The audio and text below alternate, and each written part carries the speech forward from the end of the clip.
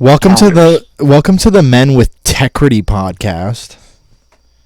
We are now an AI-powered marijuana platform for global solutions. Do you know what that means? Because I don't. I do. Let's ask ChatGPT.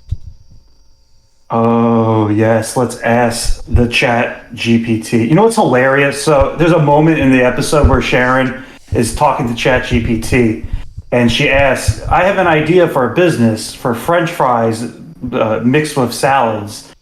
And then ChatGPT rolls out this response. So then I was like, I got to ask ChatGPT this exact same question. And it almost spat out the exact same answer that's in the episode, which makes me think that every single line in this episode was actually a line created by ChatGPT for ChatGPT in the episode. Yeah, and like Chat wrote its own. It has to be actually ChatGPT's voice. So that is funny as Tegridy. I think you're right, and I think that you and I years ago, not on the podcast, but IRL, had a discussion about that when they first did the episode with ChatGPT, where the boys were using it to. I think it was Stan was using it to talk to Wendy. That we were like, I feel like they used ChatGPT to write these scenes in this script in ways that were meta and funny to the usage of ChatGPT, and not like in a lazy, self-serving way. In a way that was like, do you see how it's useless? You know, or you see how it's replacing interpersonal.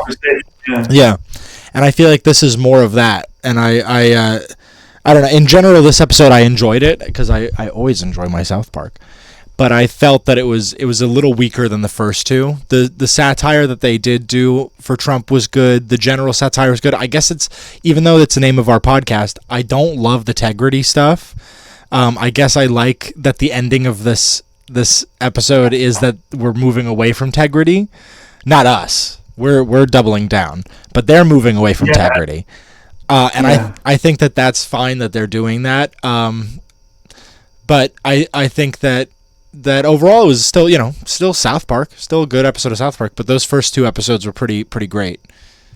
Yeah, I have to agree with you. I think, well, the first episode was just a shock to kind of the American conscience, right? It had such a global reaction and became instantaneously viral. And it said a lot. And, we weren't prepared for this. This felt like an episode that they kind of half the bag in a little bit. I have to say, it is the weakest episode of the season. It was funny, there were several times I laughed out loud. Yeah, I definitely laughed out loud when Randy took the Mexicans back from ICE and he screams out of the window, "Now you know how it feels, bitch," or whatever. That was funny. That was really good. The Towliee stuff when he's interacting with Trump was really funny. I loved when Randy was a hologram projection and Trump reacts to it with the Jabba the Hutt laugh. That was really funny, because they love their Star Wars, and that was just a funny reference. And then the "Hey Satan" part at the very end, I thought was excellent. Was quite funny with the laugh track. And anytime JD Vance shows up in the show, I'm losing my shit because that is never going to get old. No, and when you first pointed out the reference to Fantasy Island, I didn't, and then I've watched a little bit since. The JD Vance impression is pretty spot on and hilarious to that character, and it's wild. It's such a weird decision to make, but it's so funny. And hey boss, it's just like, it's great. It's a great image to put him in that way. And the "Hey Satan" stuff feels almost like the Truman Show. In this way where it's like, they're almost commenting again on that satire isn't satire anymore. We're just pointing at it and laughing. So, overall a good episode, but my big takeaway from this was we were talking about the AI earlier, and I love when first you mentioned the potato, the French fry salad place, and I want to tell you I've actually been to a place that's like that in the mall. No way. In the mall years and years ago when I was like in high school, and you'd go to the mall to meet up with people. I think there was a restaurant that had potatoes that you could like treat like going to Subway, where it had like a bunch of things and they would just put it on a baked potato as you walked through, and so you could have like salad potato. But I don't know if it caught or if it still exists, and it had a good pun as a name. So, people are that stupid, and somebody has come up with that. So that's probably where ChatGPT got it from. But I loved at the end, the solution. From your hometown. What was that? From your hometown. That's so funny. Yeah, right. ChatGPT, where I pulled it from, yeah. GPT's getting a little too local. But the GPT stuff, one of the things I liked is how Sharon uses it and watches it, and she realizes, which I think is what's happening, and as they're doing satire, it's what's happening on a broader scale, is she realizes that like Randy getting the sycophantic feeling from GPT is giving him relaxation, making him feel non-judged and able to share the truth and all these things. Yeah. And in the end, she gets this reality out of Randy, which it's not the first time she's had to deal with Randy being a piece of shit, but it's another time where she gets these they have to move out of the farm, they have to leave, but she's not trying to divorce him or it's a big fight. Like she leans into the sycophant thing, and I think there's something strange there, but it's something I've been thinking about with the way people use it like a therapist.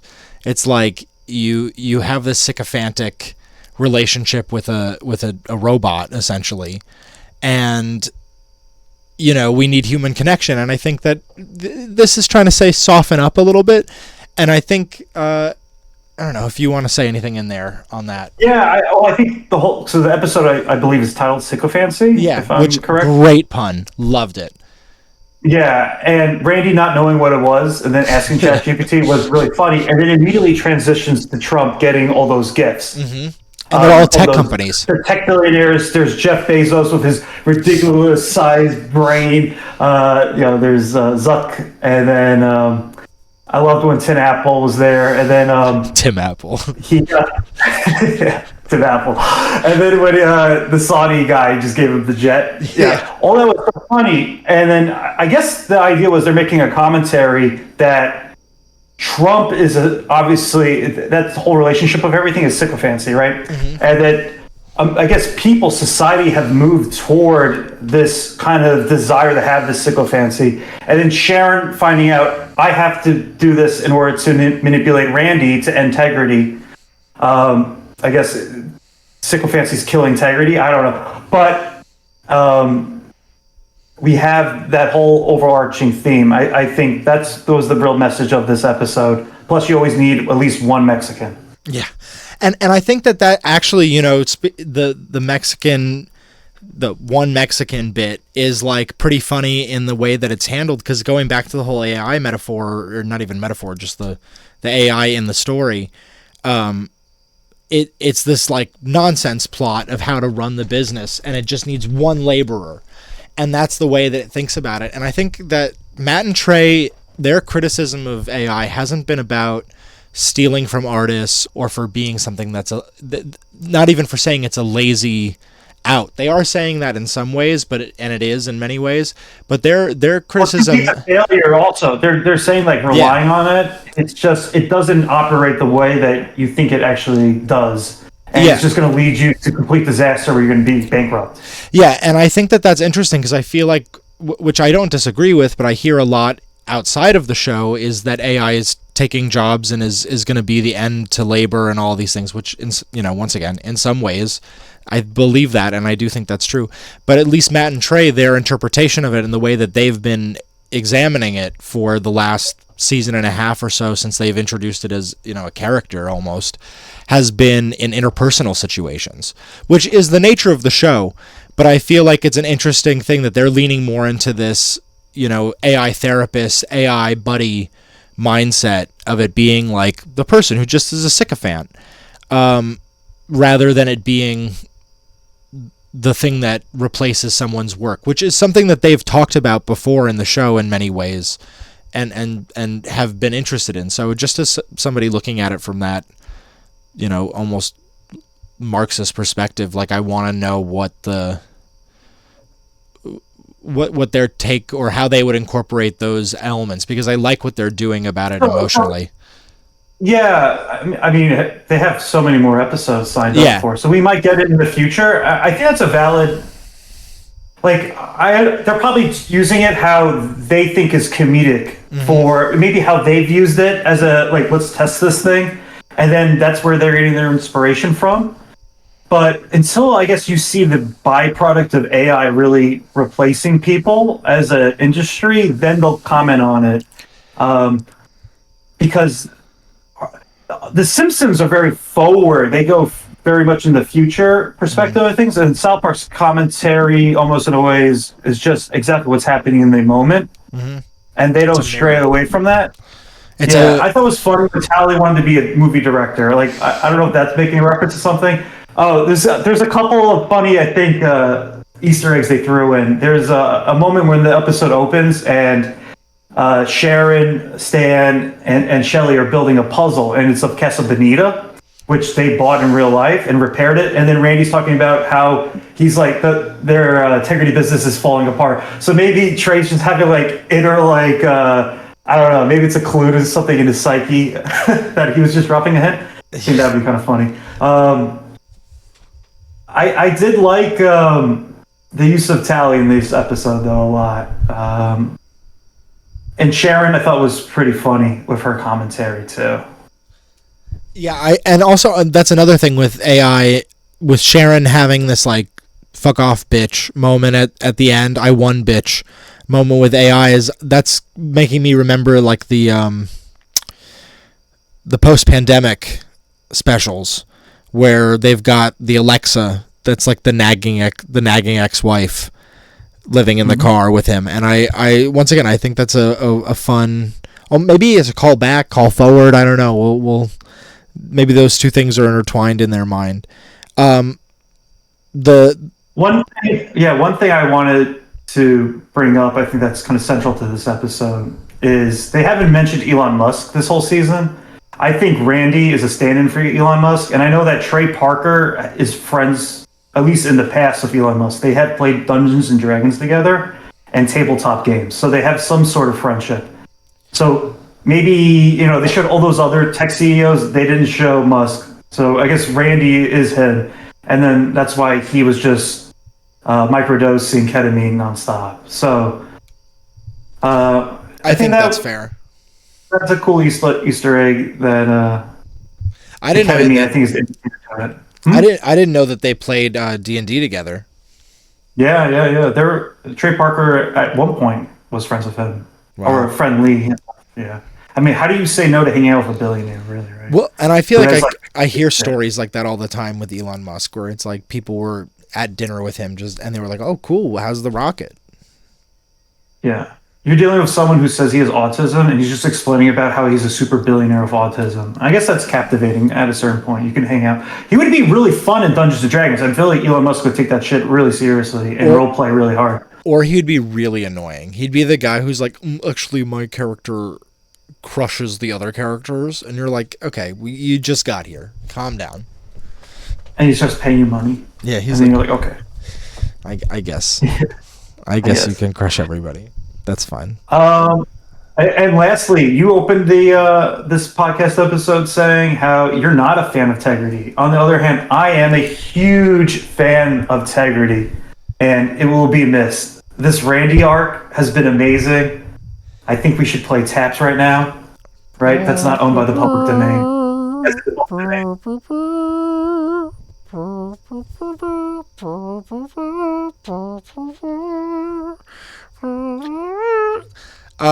I think that the Tegridy bit might not be over yet.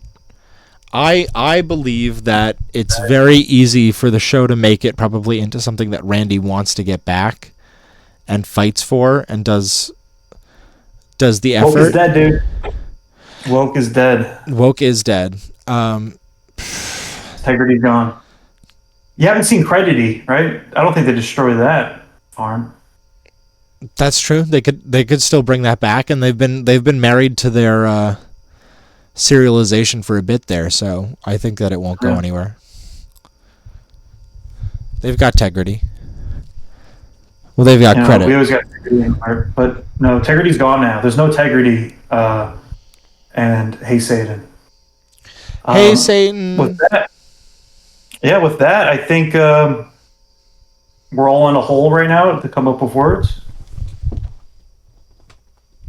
No. And we'll see you next time on Men with Wait, Techridy. what's our rating? Also, one of the things before we close it out, speaking of Techridy, the thing that I think might bring Tegridy back, because I was watching and I was thinking, I was like, they could bring it back. Towliee was with Come On Him was brought in as a gift with an expectation that Donald Trump would deliver money, and he might, He might, and that could be something There's been some news recently involving the president where he might need to make a distraction. So I can see it. Oh, Tegridy is stupid. But so that my hope is that he'll come back and poor Towliee. Don't forget to bring a towel. Let's give ratings. I liked it. I thought it was good. I'm gonna give it a 6.7, and I use the scale. Like, a bad episode of South Park is like usually like a 9 out of 10 on any list. Let's just be real. But on a South Park scale, like a 6.7. It was funny. I liked a lot of the commentary. I like that we had mentioned in the first episode of this podcast, when we covered the first episode of the season, how they brought up this the storyline that didn't go anywhere, and that was Randy using ChatGPT and Sharon's marriage reaction to being in a relationship with someone like that.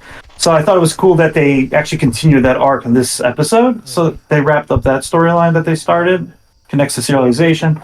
So I thought that was kind of neat. And I thought the theme was interesting. But yeah, pretty much.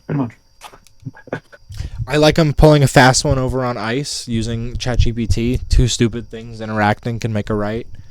I like this episode. I agree with you. I think pretty much every episode, a terrible episode of South Park, mainly just makes me cringe because it's something that is dealing with something normally in a way that I end up generally agreeing with, but there are times where I'll be like, this has not aged well for 2002 or whatever.